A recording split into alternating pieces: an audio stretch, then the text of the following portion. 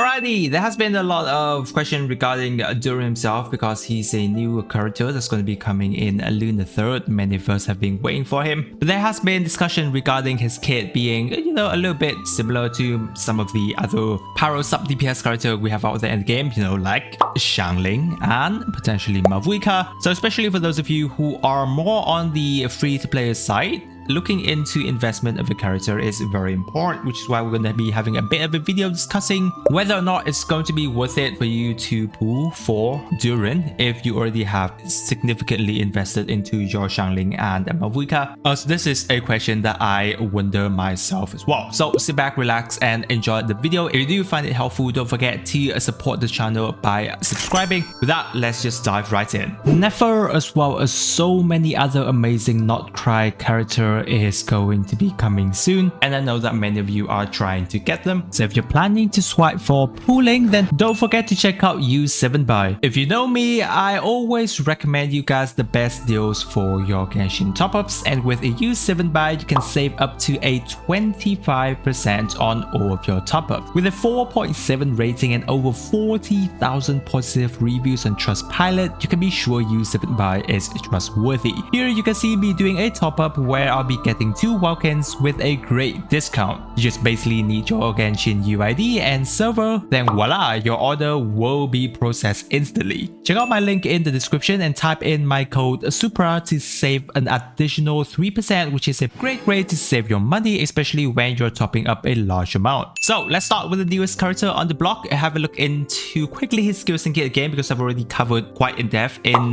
this specific video. But overall, Durin core mechanic is that after using his elemental skill, he enters an enhanced state. From there, he can choose 2 different paths. Option 1, you can kind of call it a white dragon form, where if you press your skill again, he enters this form and deals AoE pyro damage. Then he summons kind of like a dragon of white flame. This dragon follows your active character and deals periodic AoE pyro damage. Now what's important about this though is that it triggers a 20% elemental resistant shred for pyro and the corresponding element when you trigger either burning, overload, pyro swirl or crystallized reaction. The more important thing about Durin is regarding magic character or either the Hexen so-called character passive. If there is another active magic character on your team as well, the resistance shred can go up to a 35%, which is rather nice. Or option 2, which is kind of like a dark dragon form, if you use your normal attack instead, it deals 3 consecutive pyro hits and then summons the dragon of dark decay, where it's more focusing on a single target attack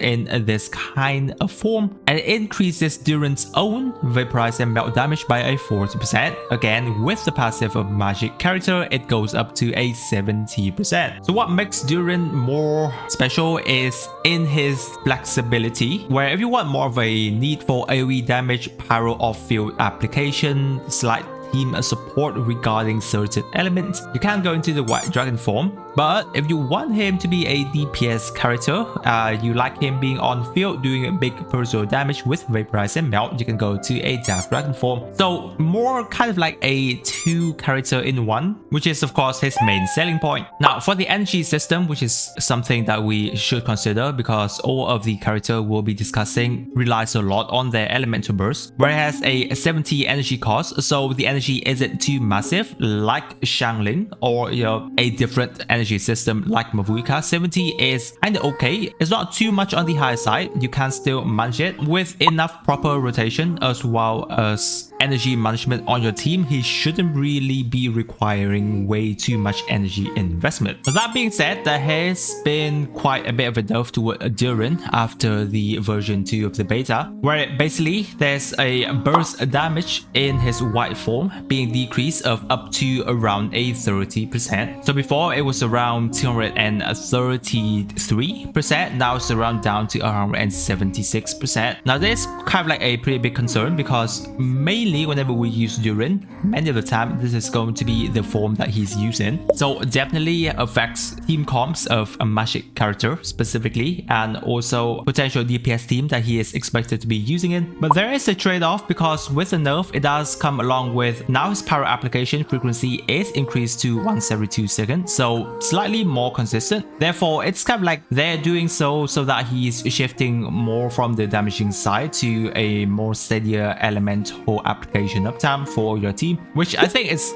kind of okay. But yeah, less damage isn't always too ideal, especially for a sub DPS potential character. But yes, as expected, we've already know that beta information can change at any time. So again, maybe later on he'll get a buff, or you know, even more of a nerf, but we just have to wait and see. Now moving on to our 4-star Pyro Queen, Xiangling, who has been carrying basically everyone's account ever since day 1 of Genshin Impact, is of course still in the meta without discussion. What she shines on, of course, is her Elemental Burst Pyronado, where spin around your active character, dealing damage, applying Pyro to a larger team doing elemental reaction, which is lovely. But the more important thing is that there is absolutely no internal cooldown, which means that it can trigger elemental reactions on every hit, which is, yes, something of a broken mechanic that Hoyoverse kind of miss out on some of the earlier days character design. Nowadays, I don't think there are many characters that have access to no internal cooldown whatsoever. So it's nice that they don't kind of fix this on Xiangling, because with that, she is still an absolutely amazing character. For Xiangling energy though, she does need quite a lot of energy, at least around 60, but ideally around 200% plus energy regen. Usually, she is recommended to be using alongside another Pyro character. Mainly that's going to be a Bennett, because other than the fact that she has no internal cooldown, her snapshotting ability alongside with Bennett is still something of a special for Xiangling. So yes, apart from her energy problems sometimes, which you do have to manage, she is mostly amazing at many other things, which is why she's been a staple in national team comps for years. Her Pyro application is the fastest in the game, and obviously she is completely free, and that's the reason why it makes her still basically the best Pyro sub DPS character out there in the game up until this point. Now for our Pyro Archon Mavuika, well, Hoyoverse did go all out with her, because she is indeed one of, if not still, the top 1 character in the game ever since she is released. Her E skill summons a Pyro ring that follows your active character. It does attack your nearby enemies once every 2 seconds, so basically that is off-field Pyro damage as well as Pyro applications. And yes, it is kind of like her sub DPS form, which is great for applying Pyro while your main DPS is doing their thing. Now the more important thing is her Elemental Burst, which starts off with a massive front-loaded Pyro damage, and then enhances basically her motorcycle attack for 7 seconds, allowing her to be the on-field DPS for that period of time and doing huge vaporize and melt damage reaction depending on which team you are using. Now, she's one of the more unique character, for she is a Natlin character, and her Elemental Burst uses kind of like a fighting spirit system for her to get her energy for her burst back, because she doesn't use the normal energy system. In order for her to use her burst, she needs around 100 at least up to 200 points of fighting spirit in order for her to cast this. This is gained when your party member, especially Natlin character, consumes their Night Soul point. So obviously having Natlin character is kind of like a must-have on the Mavuika team when she is doing damage. She can normally use this through her normal attack as well, but obviously it's going to be a lot slower. So honestly speaking, Mavuika is just a very much well-rounded Pyro character that have access to everything, because other than her normal E skill that can apply Pyro onto the enemies, she has access to supportive capability of after bursting, she also increases your active character damage by up to a 40%. You can also use the Cinder City artifact set to actually buff even more of your active character. So if you want her to be like a sub DPS supportive character, she can go down that route. But if not, she's an absolutely amazing DPS DPS character that still outshine most of the character in the game up until this point. Though again, she does rely a lot on Natlin character, especially supportive character like Xiangling or Silali, but at times it is a minor trade-off in terms of getting the full capability of a very nice character in the game. Now we're looking at a bit of a damage comparison. We're not going to be going too in-depth here in terms of off-field power damage because most of us are going to be looking Durin into these kind of situation. Overall, from off-field damage potentials, Xiangling is still overall going to be very potent because of her free-to-play ability, and also no ICD on her power data is still very powerful. So honestly, Xiangling is still very much shining as a 4-star with the potential of having her at the C6 level. Mavuika obviously have the potential to do really good number, but she does requires to have Xiangling at the very least of a supportive character for her to get out more in terms of sub DPS power. As for Durin, it affected him quite a bit after the nerf because with a roughly 30% different in terms of damage wise, it's a little bit hard for him to compete alongside with Mavuika in most of these scenarios, and many of the time it's more or less going to be him having the outfield power application for your team alongside with that 35% resistance shred with a magic character on the team in those kind of scenarios. Now obviously, if we're looking into main DPS comparison between these characters, yeah, Mavuika is definitely a true winner. She's just going to be outshining everyone in this case. Even with Durin's 70% vaporize and melt damage boost, I'm pretty sure Mavuika is still going to be out damaging Durin in terms of her vaporize and melt kind of team comps, especially when she have access to Xiangling and Silali being on the team. Now for the constellation values, not going to be going too in depth because I'm pretty sure most of us aren't going to look much into this just yet, especially for Durin, unless you really like him. Though what we like to point out obviously is constellation for Xiangling is definitely important. I'm pretty sure many of you already have a C6 Xiangling at this point, which is why she's so important on many of the accounts. And honestly speaking, whenever Mavuika does come back and you have the ability to invest more into her constellation, I just have to say that she is one of the best constellation in the game. And if you do have her constellation, she's just going to be an absolutely powerhouse and valuable character, probably for an absolutely few more years whenever like god tier characters actually comes in Genshin Impact. Now let's touch on a bit of team building and synergy here. Obviously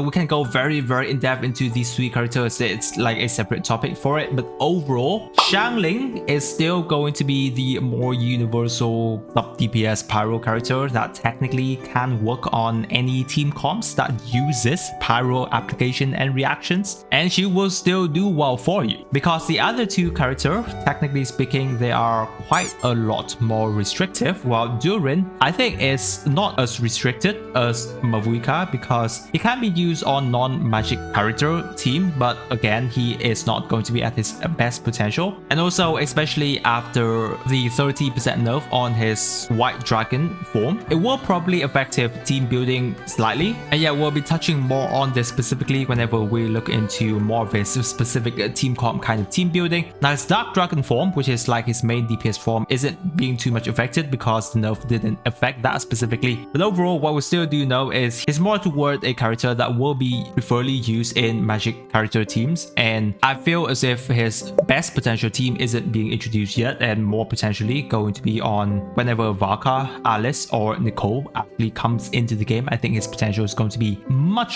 better at that time, similar to how Mavuika requires mostly Natlin character on a team. Well, you know, not mostly of them, but at least Xiangling being together on Mavuika team, because Mavuika being a DPS character on a non-Natlin character team is a little bit painful at times to use her. But again, with the trade-off is that both Durin and Mavuika has the potential to do really nice damage number whenever they are used in the right team. But yes, when it comes to investment wise, Xiangling is always going to be the most free-to-play friendly character that just gets you out of most of the content in the game. So after everything that we have just discussed, here's going to be a bit of a ranking between the three characters. Looking into as a main DPS character, Mavuika is still going to be basically at the top tier. Durin is rather okay, being in his dark form should be able to output quite nice damage. But Xiangling, she's not designed for this role. role. However, for sub DPS or field damage, when it comes to considering the value between, you know, free-to-play investment-wise kind of thing, Xiangling is still the overall most flexible sub DPS pyro of field